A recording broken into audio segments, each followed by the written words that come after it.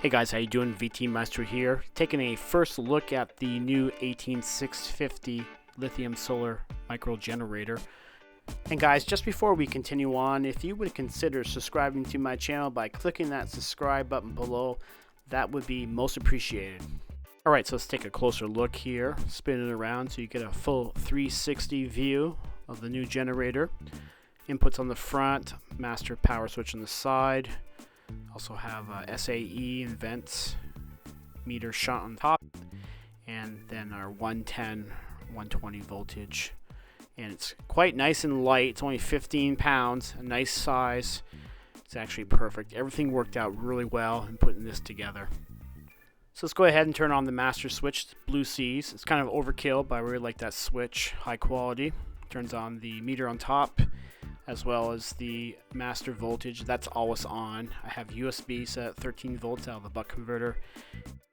A couple 12 volt accessories that can individually turn off. My 120 outlet. Then on the back we have SAE connector and a vent port on top. Everything's laid out pretty well. Everything's straight. Alright, on the top here I got the main meter. This is a shunt system that shows me wattage, amp hours. I still need to set up and calibrate this meter to the actual amp hours of the battery. I haven't done that yet, but I really like it. It's really clean overall. Very happy so far with the build of the solar powered generator. Alright, let's take a closer look inside, show you the main components. So three main components we're looking at. First we have the solar charge controller. It's DC powered. It works off the DC power source and not the lithium battery. Great little unit, under $40. Pure sine wave inverter. AIMS, and then I have my buck converter. Convert from 25.9 nominal volts down to 12 or 13 volts. And then a connection for the actual meter that goes into a shunt system. Alright, let's take a look inside and I'll show you the wiring and some of the major components in here. What's wrapped up is the 18650 batteries. I used a Verizon kit to put everything together. I have another video, watch that on my channel. I have the shunt over here, which connects to the meter in between the negatives. Also used a couple pairs of Blue C's bus bars for my 12 volt system, and one over here for the 24 volt system on the negative side. The other two are for positive and negative. All my 12 volt accessories. I got my solar input coming in the back, which can be solar or DC input. We'll talk about that more later. Using some XT60 connectors. First time using those work out really well. They connect very easily together, disconnect. So there we go. Everything's labeled, everything's connected. It makes a nice fit. Things are snug, things aren't moving around, but the layout, very happy with it. It's very functional. Alright guys, so I've headed downstairs. I'm going to go ahead and plug some things in, show you the solar generator in action here. Let's go ahead and just turn on the master switch, which activates both buses. This is a 25 volt bus as well as a 12 volt bus system, dual bus. And you can see it draws about 5 watts when it's not really running. That's powering mostly the inverter and probably some of the LEDs on that buck converter I'm using. But that can be easily turned off when I turn off the master power switch. What's really neat about the system is the charge controller. I found a charge controller that a lot of guys are using online. They're doing their builds, and it's based off DC input. Now on most charge controllers, they work off the battery, but this one only works off, it powers up off from the DC power input, whether it's a solar panel or if a DC power supply. So that's really neat. It's a step up voltage converter. And with using the SAE connectors, as long as I have an SAE connector and I have a DC power source and it's lower voltage than the battery itself, it's going to work. So I have a 12 volt adapter here. It's 3 amps at 12 volts. I'm going to go ahead and plug this in. But before we do that, I want to show you one other thing here. I have a standard plug on this 12 volt power supply. And I found an adapter that goes from SAE to a male end standard plug, and this is mostly used in the motorcycle industry to heat gloves and accessories and apparel, but this is going to work out perfectly because I plug my adapter into the power supply and then the SAE end into the micro solar generator, plug my power supply into the 120 outlet. The conversion is done at the outlet in the wall wart. And then I'm able to power up the solar charge controller, which is essentially a step-up voltage converter. And I'm able to take 12 volts and convert it up to 29.4 volts, which is the maximum charge you want to put on these lithium-ion batteries. So as you can see right here, 12.27 volts coming in. There's no load on the power supply right now. And I'm charging to 29.40 volts. Now, the BMS inside of the battery, which I put in, would limit the voltage to 29.35 and would not allow me to overcharge the battery. Now, I'm going to go ahead and put 1 amp of power into the solar charge controller, and that's 1 amp coming in at roughly 29.40 volts. And you have to remember that I'm using a 12 volt power supply. So with the load right now, it's 28.40 volts. That's what the battery's at. At 1 amp will come out to be about 28 watts max.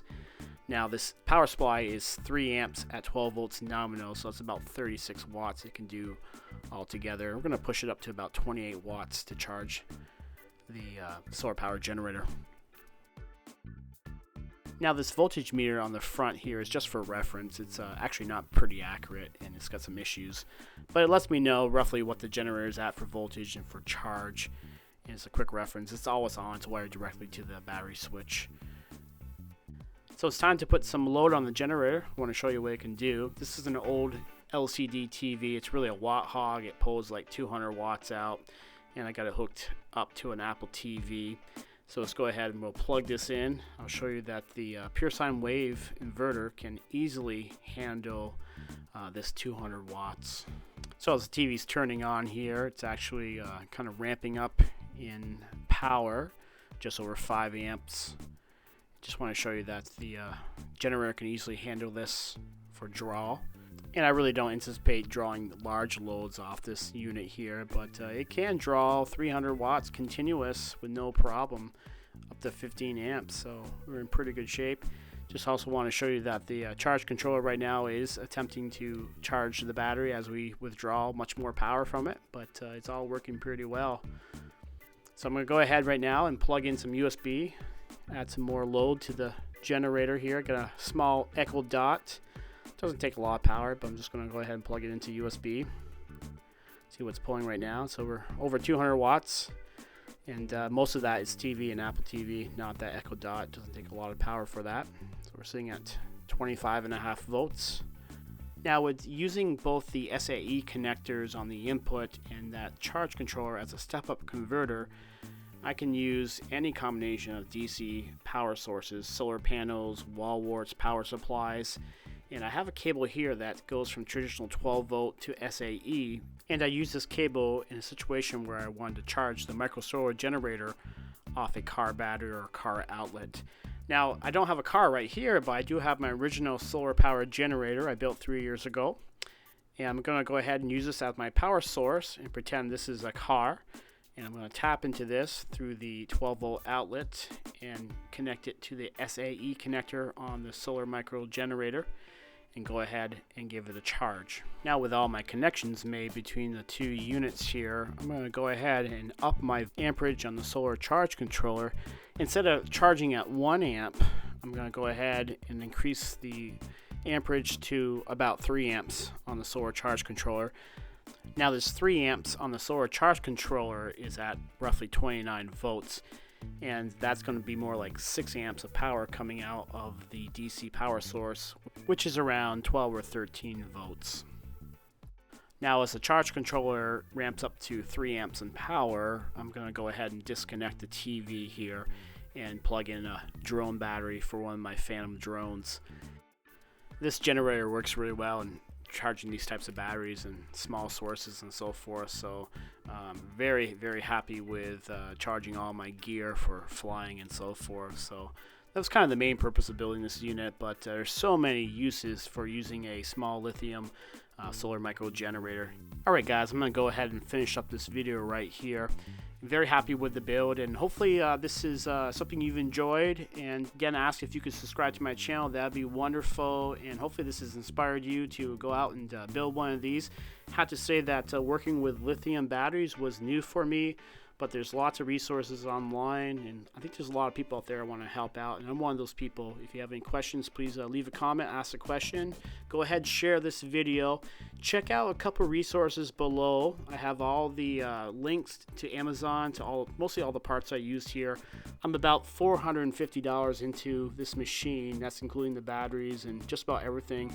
I think the only thing I didn't include was the actual cabling I used for to run all the batteries and the hookups and so forth, which is just some 12 gauge wire which I had around, but everything else is listed below.